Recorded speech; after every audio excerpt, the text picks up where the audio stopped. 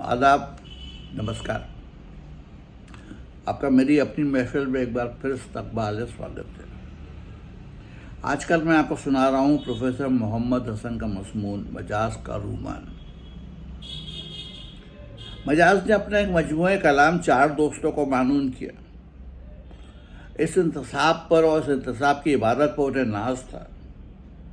फैज़ और जज्बी के नाम जो मेरे दिलो जिगर हैं, सरदार और मखदूम के नाम जो मेरे दस्तो बाजू है। नाज की वजह यह थी कि इन चारों की शायरी और शख्सियत के मिजाज की तरफ इस इंतसाब में वाज़ेह इशारे मौजूद थे। फैज़ और जज्बी इनकलाबी शायरी के जमाल और सरदार और मखदूम उसके जलाल, यूँ कहिए उसके अमली पहलू के नुमाइंदे थे। खैर से उनमें से 2 अभी बाकायदे हयात हैं। मजाज के रूमान पर लिखने का पहला हक़ इन्हीं दोनों का है। मेरा शुमार मजाज के नियाज़मंदों में होता है। ये और बात है कि मजाज आखिरी ज़माने में जब तक लखनऊ रहे तकरीबन रोज़ ही उनसे मुलाकातें और तवील मुलाकातों का शर्फ मुझे हासिल हुआ। मजाज ने अपना एक मजमूए कलाम का इंतसाब इस्मत के नाम किया है, जिसे गलती से इसमें चुगताई के नाम समझ लिया गया। हालांकि गौर से देखें तो ये लफ्ज़ नाम नहीं किसी और बात की तरफ इशारा है, यानी उस खातून की तरफ जिसे इस्मत इतनी अजीज़ थी कि वो हमेशा दामन कश रही। यही खातून मजाज की महबूबा हैं। इश्क और रूमान बड़े बदनाम लफ्ज़ हैं, क्योंकि इनसे जो मतलब लिया जाता है वो बड़ा मुख्तलिफ है। थोड़ी देर की लज्जत या महज जिस्मानी आसूदगी के लिए भी यही लफ्ज़ इस्तेमाल होते हैं। गो पुराने लोग ये मफ़हूम हवस के लफ्ज़ से अदा किया करते थे, और अगर किसी से ऐसा ताल्लुक़ खातिर हो जाए कि रात दिन वो शख्स आँखों में समा जाए तो उसे भी इश्क और रूमान ही कहते हैं। मगर ये कैफियत सबको हासिल नहीं होती। सच पूछिए तो हम में से अक्सर इश्क करने की सलाहियत तो क्या, उसके तसव्वुर से भी नाबालिग है। जिस इश्क की बात हो रही है वो आपके चाहने या न चाहने के बावजूद किसी एक शख्स के इस तरह दिल में समा जाने का नाम है कि एक लम्हा भी भुलाया ना जा सके। एक ऐसी कैफियत जो आपकी पूरी शख्सियत पर हावी हो जाए और आपके अफकार व आमाल पर छा जाए। अब इससे बहस नहीं कि वो शख्स भी आपको चाहता है या नहीं, या आप उसका कुर्ब हासिल कर सकते हैं या नहीं। ये बेखुदी और बेख्तियारी एक अजीब कैफ रखती है, पूरी ज़िंदगी को नया रंग व आहंग देती है। शेर व शायरी से तो इसकी मिसालें बहुत दी जा सकती हैं, मगर शायद सबसे बलीग इस्तिआरा उस वालिहाना इश्क शरद चंद्र चैटर्जी के नावल देवदास में मिलता है, जहाँ पार्वती के इश्क ने देवदास को इस तरह असीर कर लिया कि आखिर जान की कीमत चुकानी पड़ी। और ये महज इत्तेफाक नहीं है कि मजाज का दौर फिल्म देवदास का दौर था, और ये दौर था अख्तर शीरानी का, जो उर्दू शायरी में पहली बार औरत को इश्क हकीकी और हकीकी और शाहिदान बाजारी के साये से आज़ाद करके गोश्त पोस्ट अदा कर रहे थे, और हमारी अपनी दुनिया और हमारे अपने समाज की रहने बसने वाली के तौर पर बयान कर रहे थे। और इश्क वालिहाना भी था, अर्ज़ी भी था और शरीफाना भी। उसमें वस्ल के नाम की वो शहवत नाकियाँ न थीं जिनसे जुर्रत लेकर दाग तक का कलाम भरा पड़ा है। मजाज असरारुल हक मजाज पैदा हुए रुदौली ज़िला बाराबंकी के एक चौधरी घराने में, मगर वो घराना उस दौर के मेयार से खासा जदीद था। यूँ भी इतना याद दिलाना बेजाना होगा कि उर्दू शायरी और नसर को जितना उस घराने से मिला है, शायद ही किसी दूसरे एक घराने से मिला हो। मुराद मजाज की शायरी सफ़िया अख्तर के खुतूत की नसर और फिर जानसार अख्तर की शायरी। مجاز کے والد چودھری سراج الحق شاید پورے علاقے کے پہلے گریجویٹ تھے، عدالت میں رجسٹرار ہوئے۔ مجاز کی والدہ پڑھی لکھی نہ تھیں اور ٹھیک دیہاتی بول چال کی زبان میں گفتگو کرتی تھیں، مگر اپنے لڑکوں اور لڑکیوں کو جدید تعلیم دلانے میں وہی پیش تھیں۔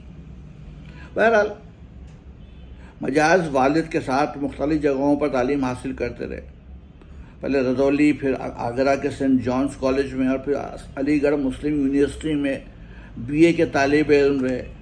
یہیں ان کی ملاقات ٹینس کھیلتے ہوئے سردار جعفری سے ہوئی اور دونوں نے ٹینس کے جال کے اوپر ہاتھ ملائے۔ یہیں سے ملاقات ہوئی آفتاب ہاسٹل کے کسی کمرے میں اختر حسین رائے پوری سے، جنہوں نے مجاز کو شاعری کا ترقی پسندانہ زاویہ دیا۔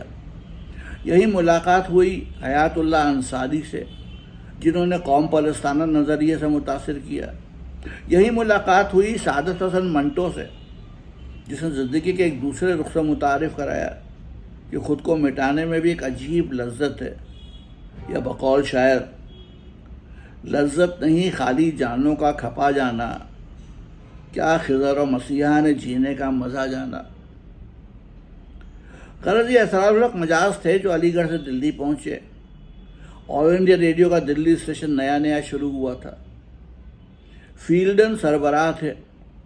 غالباً رشید احمد صدیقی کی وساطت سے فیلڈن تک رسائی ہوئی اور مجاز دہلی میں آل انڈیا ریڈیو کے اردو جریدے آواز کے مدیر مقرر ہوئے، جس کا نام بھی انہی کا تجویز کردہ تھا۔ مرحوم فرحت اللہ انصاری بتاتے تھے کہ ان دنوں لکھنؤ ریڈیو کے ارد گرد بھی ایک رومانی حلقہ بننے لگا تھا۔ ریڈیو کے آغاز کا ایک نتیجہ یہ بھی تھا کہ اب تک تعلیم یافتہ مہذب اور ماڈرن نوجوانوں کے لیے خواتین اور خاص طور پر پڑھی لکھی خواتین سے ربط و ضبط بڑھانے کے مواقع بہت کم تھے۔ طوائفیں اور گانے والیاں بھی ریڈیو اسٹیشن آنے لگیں اور مردوں اور عورتوں کے درمیان رابطے کا ایک نیا مرکز ریڈیو اسٹیشن بن گئے۔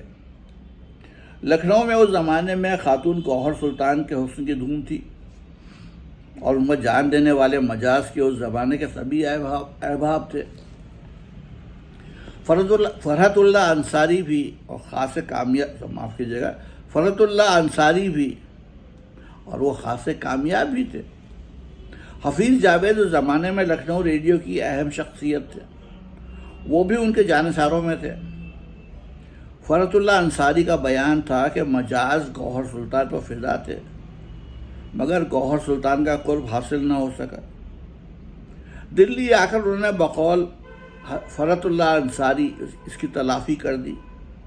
ہوا یوں کہ بیگم حمیدہ سلطان اس زمانے کی معروف ادبی شخصیتوں میں تھیں، بسنت دھوم دھام سے مناتی تھیں اور سارے ادیبوں اور شاعروں کو جمع کرتی۔ کبھی جمنا میں کشتیوں پر مشاعرے کا رنگ جماتی، کبھی اپنے مکان پر مجمع لگاتی۔ انہی جلسوں میں سے کسی ایک میں مجاز کی ملاقات ہوئی ایک ایسی ماڈرن خاتون سے جو مجاز کے سبھی آدرشوں میں پوری اترتی تھی۔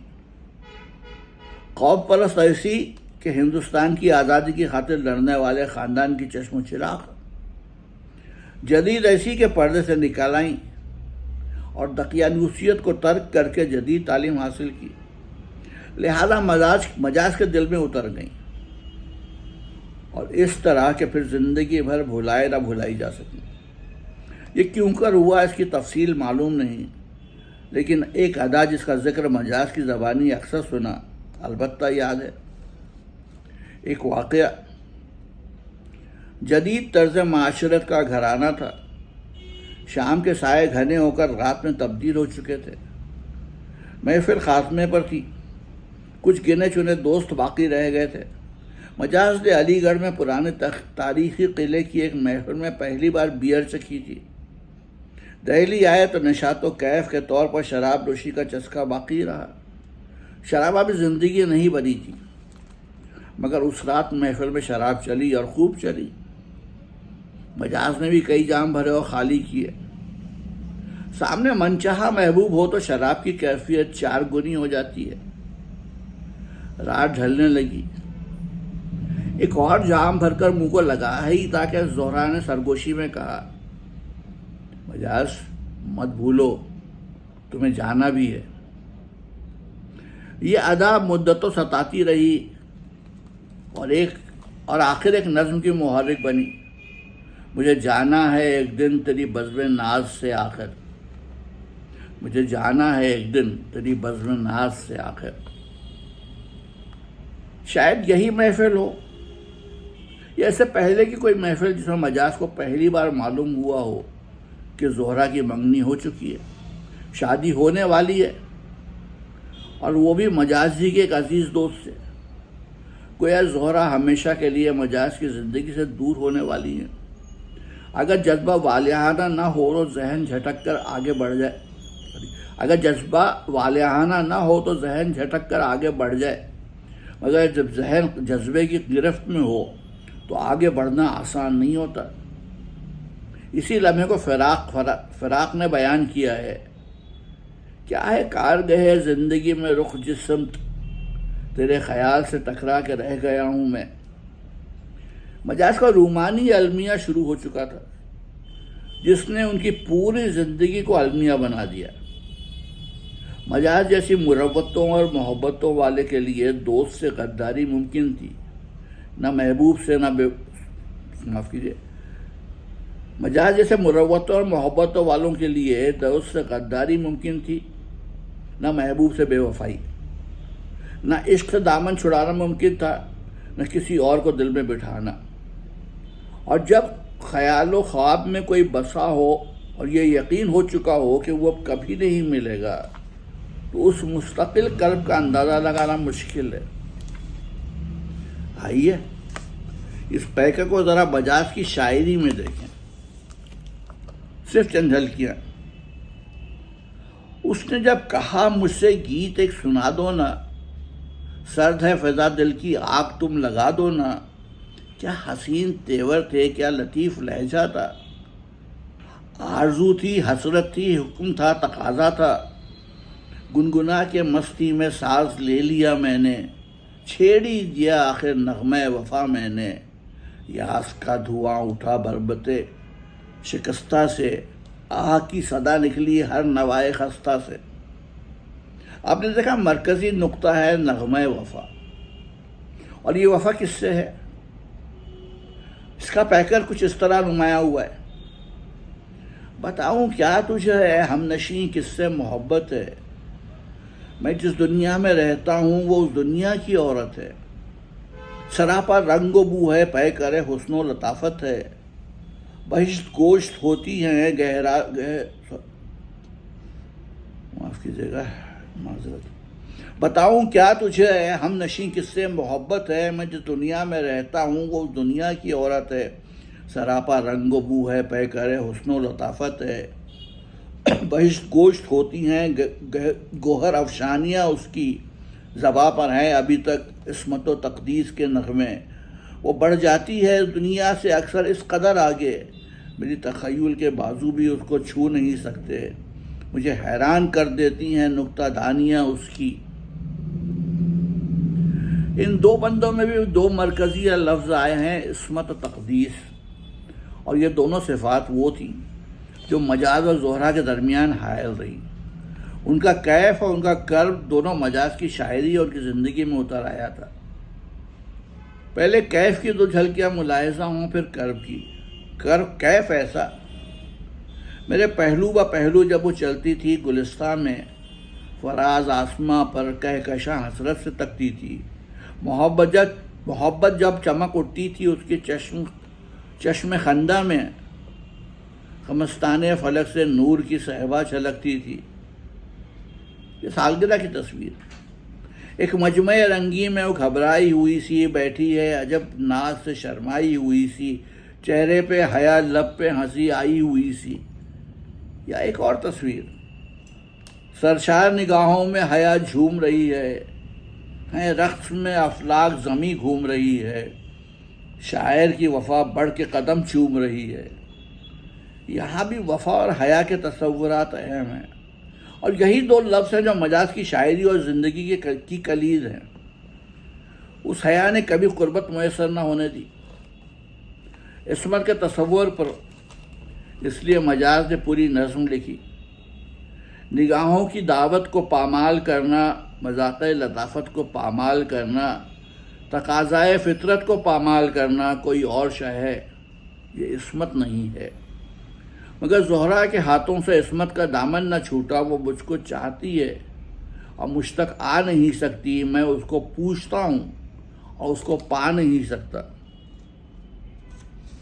آج کی رات نظم میں تخیل محبوبہ کو شاعر سے قریب و قریب لے آتا ہے، مگر نظم کا خاتمہ اس شعر پر ہوتا ہے: شوق سے موقع شناسی کی توقع بھی غلط، میں ان کی شکل بھی مشکل سے پہچانی ہے آج۔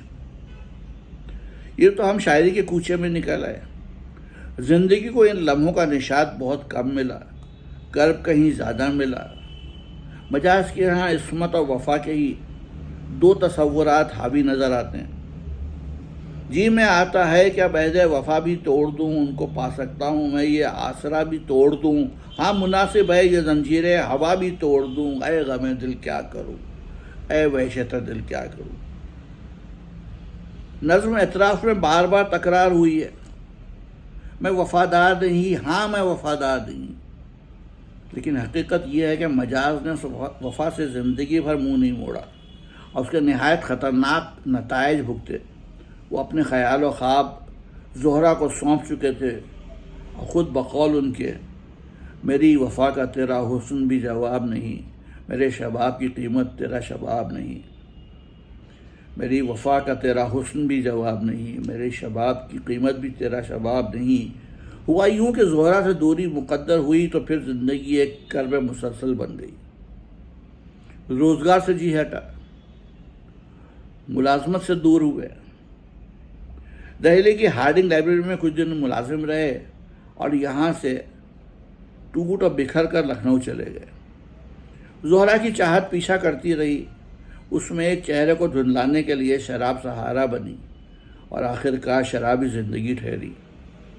دوسرے چہروں میں بھی زہرا کے چہرے کی تلاش ہوئی اور اسی کشمکش میں اعصاب جواب دے گئے۔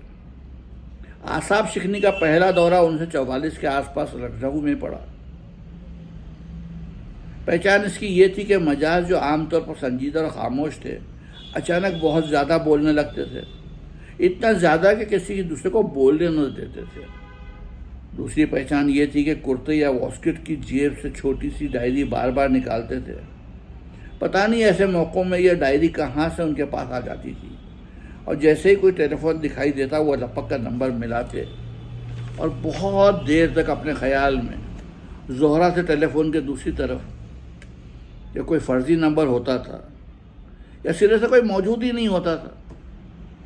اب آگے کی داستان صرف یہ لکھ کر ختم کر دوں کہ شاعر کا دل ٹوٹ گیا اور شاید شراب میں وہ اس کھوئے ہوئے چہرے کو زندگی پر تلاش کرنے میں لگا رہا جو اس کے خیال و خواب کی دنیا میں بسا ہوا تو تھا۔ تو بات پوری ہو جائے گی، مگر اس درد اور کرب کا اندازہ کیوں کر لگایا جا سکے گا جس سے مجاز کی پوری زندگی عبارت تھی۔ یوں تو یہ پوری داستان خود مجاز نے اپنی نظم اعتراف میں بے کم و کاست بیان کر دی ہے۔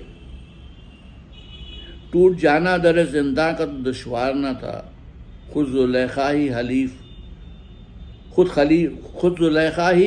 مہ کنا نہ بنی۔ یہاں در زندہ زہرا کی شادی کی علامت ہے، زلیخا زہرا کی اور مہ کنا شاعر کی۔ غرض اعصاب شکنی کے اس عالم میں بھی جب مجاز متبادل کی تلاش میں سرگردہ تھے، زہرا کا خیال برابر ان کا پیچھا کرتا رہا۔ شراب کی محفلوں میں بھی جہاں شراب مجاز کے لیے کیف کا سامان نہیں، خود فراموشی کا وسیلہ بن چکی تھی، اور ایک وقت وہ بھی آیا جب قنوتیت و بیزاری کو رد کرنے والا شاعر مجاز رات بھر شراب نوشی میں گزارنے کے بعد خوف کے ساتھ دہراتا تھا: یار اب پھر صبح ہوگی۔ یعنی ہر آنے والا دن ایک اور نئے عذاب اور ایک نئے کرب کا سامان کرے گا۔ 1944 یا 45 کا قصہ ہے۔ مجاز لکھنؤ چلے آئے اور یونیورسٹی کے قریب ہی حیدرآباد کے علاقے میں اپنے والدین کے ساتھ رہتے تھے۔ لکھنؤ میں لڑکیوں کے مشہور کالج IIT کالج کے سامنے ایک صاحب نے ریستوراں کھولا۔ ان صاحب کا نام تھا مہدی، تخلص تھا نظمی۔ بعد کو شاعر، مرثیہ نگار اور صحافی کی حیثیت سے بڑا نام کمایا۔ سرخ سفید، بڑے خوش مزاج اور سلیقہ مند، یعنی پیسے کمانے کے علاوہ سب ہنروں میں یکتا۔ لکھنؤ کے مشہور شیعہ صاحب کے صاحبزادے۔ اس ریستوراں سے IIT کالج اور لکھنؤ یونیورسٹی میں لڑکیوں کے ہاسٹل کیلاش کے لیے بھی کھانے پینے کا سامان جایا کرتا تھا۔ نوجوان چھوکرا تھا محمد احمد، وہ یہ سامان لے کر اکثر کیلاش ہاسٹل جاتا۔ فارسی میں MA کرنے والی ایک بلند و بالا خاتون ثریا کے لیے محمد احمد سامان لے کر جا رہا تھا۔ مجاز ریستوراں میں بیٹھے تھے، انہوں نے پینسل سے چند شعر لکھ کر ٹرے میں رکھ دیے اور محمد احمد سے کہا کہ ثریا کو یہ پرچہ دے دیا جائے۔ یہ اشعار اب محفوظ نہیں، صرف ایک شعر یاد ہے، مگر اس شعر کے ہر لفظ پر مجاز کے طرز کلام کی مہر ہے۔ بڑی محفل میں چھلکایا ہے جام آتشی میں نے، زمیں سے اڑ کے چومی ہے ثریا کی جبیں میں نے۔ اس پرچے کا تو نہ جانے کیا حشر ہوا، مگر YOC کے مینیجر مہدی نظمی کے چھوٹے بھائی میاں شمسی کو جو دل لگی سوچی تو انہوں نے پینسل سے اس منظر کی ڈرائنگ تیار کی کہ مجاز زمیں سے اڑ کر بلند قامت ثریا کی جبیں کی طرف مائل پرواز ہیں۔ مجاز نے لطف لیا، انہیں مشورہ دیا کہ وہ ڈرائنگ کی طرف متوجہ ہوں۔ اسی ایک ڈرائنگ اور اسی ایک مشورے کی برکت ہے کہ میاں شمسی آج دنیا کے اچھے گڑیاں بنانے والے فنکاروں میں ہیں۔ ثریا نام کی بھلی تھیں، چہرہ مہرہ و غنیمت تھا۔ مجاز کو ان سے دلچسپی تھی، مگر یوں ہی سی، اور یہ سلسلہ آگے نہیں بڑھا۔ مگر ایک اور سلسلہ تھا جو بہت دور تک اور بہت دیر تک جاری رہا۔ لکھنؤ یونیورسٹی کے شعبہ اردو کے طلباء نے ایک بے تکلف سی ادبی انجمن بنائی تھی، حلقۂ احباب۔ اس کے صدر تھے سید احتشام حسین، جو شعبہ اردو کے استاد تھے۔ اسی انجمن میں MA اردو کی ایک طالبہ فیروز جبیں ہندی کی شاعرہ مہادیوی ورما پر اردو میں مقالہ پڑھنے والی تھی۔ انہی کے ساتھ ایک اور مقالہ بھی پڑھا جانا تھا، اور وہ مقالہ تھا پروفیسر کالی پرساد کا، جو فلسفہ و فلسفیات کے شعبے کے صدر تھے اور اردو اچھی جانتے تھے۔ مجاز لکھنؤ نئے آئے تھے، انہیں بھی مدعو کیا گیا تھا۔ وقت مقررہ سے کچھ پہلے پہنچ گئے۔ بارش ہو رہی تھی۔ کلاس روم کے برآمدے میں لمبا سا اوور کوٹ اور اپنی نرم بالوں والی گوالری ٹوپی پہنے بے تکان طلباء کے مجمع سے باتیں کر رہے تھے۔ جلسہ شروع ہوا تو بھی بیچ بیچ میں باتیں کرتے رہے۔ اتنے میں شعبہ فلسفے کی لڑکیوں کا غول اندر داخل ہوا۔ ایک صاحب کنیز عطا اللہ نامی ٹھیک مجاز کے مقابل آ کر بیٹھ گئی۔ ایک صاحبہ کنیز عطا اللہ نامی ٹھیک مجاز کے مقابل آ کر بیٹھ گئی۔ مجاز ان پر فریختہ ہو گئے۔ کالی پرساد صاحب کا مقالہ ختم ہوا تو لڑکیوں کا یہ غول اچانک اٹھ کھڑا اور واپس جانے لگا۔ مجاز نے احتشام صاحب کو مخاطب کیا، احتشام سنو، ابھی ایک شعر ہو گیا ہے، کون اٹھ کر چلا یہ محفل سے، جس طرف دیکھیے اندھیرا ہے۔ بات کو یہ پوری غزل مکمل ہوئی۔ اس کے بعد چند مہینوں تک کنیز کا چرچا رہا، مجموعوں میں، محفلوں میں، کافی ہاؤس میں، حضرت گنج کے شراب خانوں میں۔ یوں بھی سنا ہے کہ کیلاش ہاسٹل میں مشاعرہ ہوا، جس کی صدارت کیلاش ہاسٹل یونین کی صدر کی حیثیت سے کنیز عطا اللہ نے کی۔ مجاز بے خود و سرشار تھے۔ شاعروں کے کلام سنانے کے دوران بار بار کچھ نہ کچھ بولنے کی کوشش کرتے، مگر ہر بار کنیز عطا اللہ ایک ادائے دل نوازی کے ساتھ اپنے ہونٹوں پر انگلی رکھ کر خاموش رہنے کا اشارہ کرتی۔ کیلاش ہاسٹل والی سڑک پر ایک تانگا چلا جا رہا تھا، اور اس تانگے کی اگلی سیٹ پر بیٹھے ہوئے مجاز اور ان کے ساتھ ڈاکٹر رشید جہاں جو اردو ادیبوں میں صحیح معنوں میں شاید پہلی آزاد خیال خاتون تھیں، نہایت صاف گو اور بڑی ہمدرد اور انسان دوست۔ بات کو معلوم ہوا کہ ڈاکٹر رشید جہاں کو مجاز عطا اللہ کنیز سے ملوانے لائے تھے، اور انہوں نے صاف صاف بات کر لی تھی کہ دیکھو کنیز، اگر مجاز سے شادی کرنے کا ارادہ ہو تو میں پیام لے کر آئی ہوں، شادی کا ارادہ نہ ہو تو شاعر کے دل سے ہرگز نہ کھیلنا۔ یہ بھی سنا ہے کہ کنیز نے حامی بھر لی، مگر شرط یہ لگائی کہ مجاز کنیز کو بدنام نہ کریں اور ان کے نام کا ہر جگہ چرچا نہ کریں۔ یہ بھی سنا کہ بات تقریباً طے ہو گئی، سب نے اطمینان کی سانس لی کہ چلو شاہی زیر دام آ ہی گیا، مگر ہوا بالکل الٹا۔ اس دن سے مجاز نے کنیز عطا اللہ کا تذکرہ 2 گنا چوگنا کر دیا۔ ہر محفل میں یہی ذکر، ہر مجمع میں یہی تذکرہ۔ اسی زمانے کی نظم ہے اعتراف، تم میرے پاس اب آئی ہو تو کیا آئی ہو۔ قصہ یہ تھا کہ پرانے سارے زخم ہرے ہو چکے تھے اور عہد وفا پھر گلے کا ہار بن رہا تھا۔ نتیجہ ظاہر تھا، اعصاب شکنی اور وارفتگی بقول میر۔ اس فعل میں کہ پیرہن گل بھی تھا، ہوا دیوانہ ہو گیا تو بہت باشعور تھا۔ جب کوئی اور دامن ہاتھ میں آیا اور مجاز کے عہد وفا نے انہیں پھر زہرا کی طرف واپس بھیج دیا، اور یہ یاد، یہ مستقل درد و کرب، یہ کبھی نہ مٹنے والا تعلق خاطر ایسا تھا جسے مجاز نے مر مر کر نبھایا۔